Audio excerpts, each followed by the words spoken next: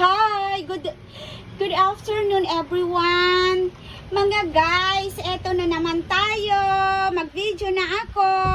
Kasi tapos na kami nag-usap ng my love husband ko, ang aking fiancé right now. Natutulog na siya, nag-sleep na. Then, I'm finished taking shower too also now. And now, ito po, ipapakita ko yung aming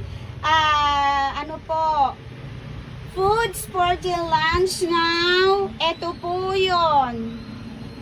Ang lunch namin, mayroon pa kaming naturang fish na galunggong, Gigi, and longganisa, and 1 egg.